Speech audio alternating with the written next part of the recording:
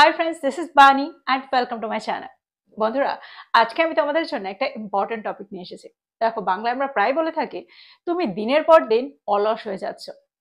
তুমি আজ খুব দয়ালু হচ্ছ, সে আস্তে আস্তে খুব বুদ্ধিমতী হয়ে যাচ্ছে। তো এই ধরনের বাক্য আমরা কিভাবে তৈরি করতে পারি? দেখো, এখানে আমরা 3 রকম স্ট্রাকচার ব্যবহার করতে পারি। কিন্তু একটার জায়গায় আরেকটার ব্যবহার কি আমরা করতে পারি? দেখো, সেন্টেন্সে এই ধরনের সেন্টেন্সে আমরা being plus adjective, becoming plus adjective, getting plus অ্যাডজেক্টিভের ব্যবহার করে থাকি। কিন্তু একটার জায়গায় আরেকটার ব্যবহার কি আমরা করতে পারি? কোন ক্ষেত্রে আমরা করতে পারি না? আজকে আমরা এইগুলোই দেখব। আজকের পর থেকে এই ধরনের সেন্টেন্স তৈরি করতে তোমাদের কোনো রকম অসুবিধা থাকবে না। দেখো, এটা একটা ইম্পর্টেন্ট টপিক, এটার ব্যবহার তোমাদের জানা দরকার, এই স্ট্রাকচারগুলোর সঠিক ব্যবহার তোমাদের জানা দরকার। তো আজকের ভিডিওটা কিন্তু খুবই ইম্পর্টেন্ট, খুবই ফ্রুটফুল হতে চলেছে। তোমরা কোথাও যাবে না, আমার সাথে ভিডিওটা একদম শেষ পর্যন্ত থাকবে। যা চ্যানেলে নতুন, অর্থাৎ প্রথম আমার ভিডিও দেখছো, তারা প্লিজ চ্যানেলটাকে সাবস্ক্রাইব করে নিও। তাহলে যখনই আমি ভিডিও আপলোড করব তোমরা নোটিফিকেশন পেয়ে যাবে। তো আর দেরি না করে চলো শুরু করা যাক আজকের ভিডিও। সবার আগে আমি বলে দিই, আমরা একটার জায়গায় আরেকটা ব্যবহার করতে পারি না। বেশিরভাগ ক্ষেত্রেই আমরা একটার জায়গায় আরেকটার ব্যবহার করতে পারি না। এগুলোর অর্থ আলাদা আলাদা হয়। সবার আগে আমরা দেখব বিং প্লাস অ্যাডজেক্টিভ। দেখো, সেন্টেন্সে যখন আমরা অর্থ করতে চাই কোনো কিছুর সাময়িক পরিবর্তন, অর্থাৎ কেউ হঠাৎ করে পরিবর্তন হচ্ছে, হঠাৎ করে কারোর ব্যবহারে পরিবর্তন আসছে, কারোর স্বভাবে পরিবর্তন হচ্ছে, অর্থাৎ এই মুহূর্তের জন্য বা কিছুক্ষণের জন্য কারো পরিবর্তন হচ্ছে, এরকম অর্থে আমরা সেন্টেন্সে বিং প্লাস অ্যাডজেক্টিভের ব্যবহার সেন্টেন্সে করে থাকি। এক্সাম্পল দেখো, তোমরা আরো ভালো করে বুঝতে পারবে। যদি আমি বলি সে অভদ্র হয়ে যাচ্ছে, অর্থাৎ এই মুহূর্তে সে যে ব্যবহারটা করছে সেটা একটা অভদ্র ব্যবহার করছে। তো আমরা বাংলায় বলে থাকি সে অভদ্র হয়ে যাচ্ছে। এই সেন্টেন্সটাকে আমরা ইংরেজিতে ট্রান্সলেট করতে গেলে বিং এর ব্যবহার করব। তো সেন্টেন্সটা কি হবে? He is being rude, he is being rude. দেখো, এই সেন্টেন্সটার মধ্যে দিয়ে, এই স্ট্রাকচারটার মধ্যে দিয়ে আমরা এটা বোঝাতে চাইছি যে সে এখন অভদ্র হচ্ছে, সে খুব দয়ালু হচ্ছে। She is being very kind, she is being very kind. দেখো, এখানে আমরা she is being very kind এর মধ্যে দিয়ে এটা বোঝাতে চাইছি যে আজকে সে আচরণটা করছে, আজকে যে সে আচরণটা করছে, যে ব্যবহারটা করছে সেটা খুবই দয়ালু। পরের সেন্টেন্সটা দেখো, তুমি স্বার্থপর হচ্ছ, you are being selfish, you are being selfish. অর্থাৎ এই মুহূর্তে তুমি যে কাজটা করছো সেটা একটা স্বার্থপরের কাজ করছো। যদি আমি বলি তারা সাবধান হচ্ছে, they are being careful, they are being careful. পরের সেন্টেন্সটা দেখো, সে মিটিং এ সবার সঙ্গে খুবই রুড হচ্ছিল, অর্থাৎ সবার সঙ্গে সে খুবই অভদ্র হচ্ছিল, অভদ্র আচরণ করছিল। সেন্টেন্সটা কি হবে? she was being very rude to everyone in the meeting, she was being very rude to everyone in the meeting. যদি আমি বলি তারা এই কঠিন সময়ে খুবই সহায়ক হচ্ছে, সেন্টেন্সটা কি হবে? they are being very supportive during this difficult time, they are being very supportive during this difficult time. আরেকটা এক্সাম্পল দেখো, তারা তাদের দায়িত্বে অসতর্ক হচ্ছে, they are being careless with their responsibilities, they are being careless with their responsibilities. যদি আমি বলি তিনি আজ সবার সঙ্গে খুব দয়ালু হচ্ছেন, তাহলে সেন্টেন্সটা কি হবে? she is being very kind to everyone today, she is being very kind to everyone today. তো এক্সাম্পলগুলোর মধ্যে দিয়ে আমার মনে হয় তোমরা বুঝতে পারছো এই স্ট্রাকচারটাকে আমরা সেন্টেন্সে কিভাবে ব্যবহার করছি, কোন অর্থে ব্যবহার করছি, বিং প্লাস অ্যাডজেক্টিভকে ঠিক কোন অর্থে আমরা ব্যবহার করছি। যখন আমাদের বোঝাতে হবে সাময়িকভাবে কোনো কিছু পরিবর্তন হচ্ছে, তখন আমরা সেন্টেন্সে বিং প্লাস অ্যাডজেক্টিভের ব্যবহার করে থাকি।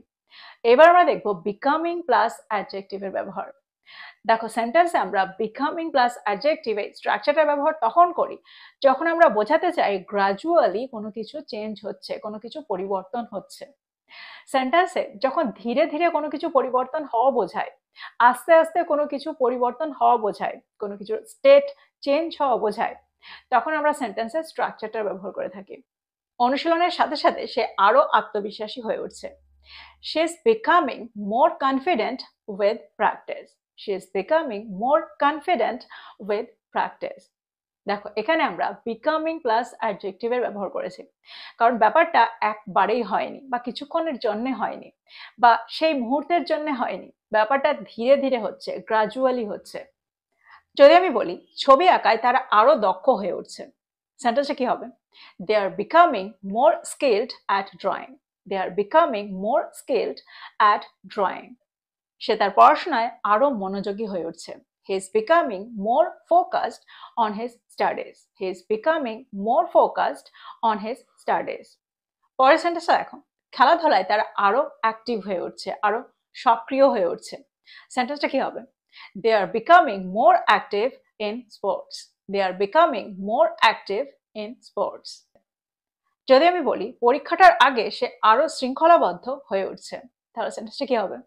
হি is becoming more disciplined before the exam. He is becoming more disciplined before the exam. পরের সেন্টেন্সটা দেখো, তাদের সিদ্ধান্তের ক্ষেত্রে তারা আরো বিবেচনাশীল হয়ে উঠছে। সেন্টেন্সটা কি হবে? They are becoming more thoughtful in their decisions. They are becoming more thoughtful in their decisions.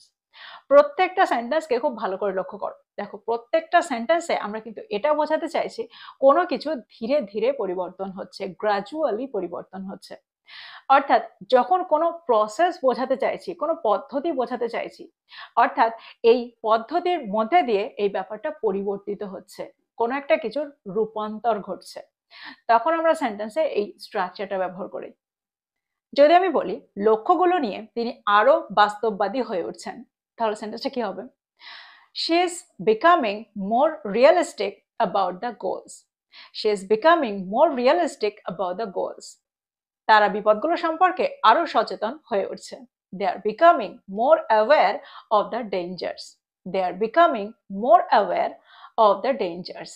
তো আমার মনে হয় এই সেন্টেন্সগুলোর মধ্যে দিয়ে তোমরা খুব ভালোভাবে বুঝতে পারলে এই স্ট্রাকচারটাকে আমরা কিভাবে ব্যবহার করছি, আর বিং প্লাস অ্যাডজেক্টিভ আর বিকামিং প্লাস অ্যাডজেক্টিভের মধ্যে কি পার্থক্য।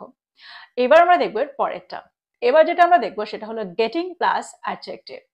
দেখো স্পোকেন ইংলিশে স্ট্রাকচারটা ব্যবহার প্রায়ই হতে দেখা যায়। আমরা স্পোকেন ইংলিশে বিং প্লাস অ্যাডজেক্টিভের ব্যবহার আর গেটিং প্লাস অ্যাডজেক্টিভের ব্যবহারটা বেশি করে থাকি। দেখো সেন্টেন্সে গেটিং এর ব্যবহারটা আমরা প্রায় ক্ষেত্রে ব্যবহার করে থাকি, অর্থাৎ বিকামিং এর জায়গায় আমরা গেটিং এর ব্যবহার প্রায় করে থাকি। আর স্পোকেন ইংলিশে স্ট্রাকচারটা প্রচন্ডভাবে অ্যাকসেপ্টেবল। দেখো আমরা গেটিং প্লাস অ্যাডজেক্টিভের ব্যবহার তখন করি যখন আমরা বোঝাতে চাই কোনো কিছুর অবস্থার পরিবর্তন হচ্ছে, অর্থাৎ সেন্টেন্সে কোনো কিছু চেঞ্জ হয়ে যাচ্ছে, কোনো কিছুর স্টেট চেঞ্জ হয়ে যাচ্ছে, তখন আমরা সেন্টেন্সে এই স্ট্রাকচারটা ব্যবহার করে থাকি।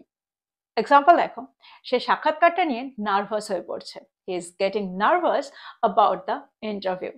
হি is getting nervous about the interview. যদি আমি বলি সে কনসার্টের জন্য উত্তেজিত হয়ে পড়ছে, সেন্টেন্সটা কি হবে? She is getting excited for the concert. She is getting excited for the concert. অর্থাৎ তার অবস্থার পরিবর্তন হচ্ছে, তার ইমোশনের পরিবর্তন হচ্ছে। পরের সেন্টেন্সটা দেখো, সে বই পড়ে আরো বুদ্ধিমান হয়ে উঠছে, অর্থাৎ সে বই পড়ার দ্বারা আরো বুদ্ধিমান হয়ে উঠছে। He is getting smarter by reading books. He is getting smarter by reading books. পরের সেন্টেন্সটা দেখো, তারা ভ্রমণটার জন্য প্রস্তুত হচ্ছে। দে আর গেটিং প্রিপেয়ার্ড বা they are getting ready for the trip. They are getting ready বা they are getting prepared for the trip. যদি আমি বলি সে ফলাফলটা নিয়ে উদ্বিগ্ন হয়ে উঠছে, তাহলে সেন্টেন্সটা কি হবে? He is getting worried about the result. He is getting worried about the result. পরের সেন্টেন্সটা দেখো, অন্যদের প্রতি তিনি আরো সহানুভূতিশীল হয়ে পড়ছেন, সেন্টেন্সটা কি হবে? She is getting more empathetic toward others. She is getting more empathetic toward others. তো এই সেন্টেন্সগুলোর মধ্যে দিয়ে আমার মনে হয় তোমরা বুঝতে পারছো গেটিং প্লাস অ্যাডজেক্টিভের ব্যবহার আমরা কিভাবে করছি। দেখো এই ধরনের সেন্টেন্সে আমরা বিকামিং প্লাস অ্যাডজেক্টিভের ব্যবহার করতে পারি, অর্থাৎ ইন্টারচেঞ্জেবলি আমরা ব্যবহার করতে পারি, কিন্তু বিং প্লাস অ্যাডজেক্টিভের ব্যবহার আমরা এখানে করতে পারি না। তো আমার মনে হয় এই সেন্টেন্সগুলো তোমরা বুঝতে পেরেছো, স্ট্রাকচারগুলো তোমরা বুঝতে পেরেছো। প্রত্যেকটা স্ট্রাকচারকে নোট ডাউন করো আর এগুলো দিয়ে প্রচুর সেন্টেন্স তৈরি করো। কোথাও তোমাদের বুঝতে অসুবিধা থাকলে আমাকে কমেন্ট বক্সে কমেন্ট করে জানাও, আমি সেই সেন্টেন্সটা সেই স্ট্রাকচারটাকে এক্সপ্লেন করার চেষ্টা করব অন্য কোনো ভিডিওতে। তো এই ছিল আজকের ভিডিও, এই ছিল আজকের টপিক। আমার মনে হয় পুরো ব্যাপারটা তোমরা বুঝতে পেরেছো, হচ্ছে বোঝাতে আমরা কোন ক্ষেত্রে কোন স্ট্রাকচারে ব্যবহার করছি। তো খুব ভালো করে পড়াশোনা করো, খুব ভালো করে প্র্যাকটিস করো, খুব তাড়াতাড়ি এগুলোর সাথে সরগর হয়ে যাও। এই ছিল আজকের ভিডিও, এই ছিল আজকের টপিক। ভিডিওটা ভালো লাগলে লাইক করতে ভুলে যেও না, বন্ধুদেরকে শেয়ার করো যারা ইংরেজি শিখছে। So this is all about today. I will be back with another video. Till then, take care. Thank you for watching this video. Bye bye.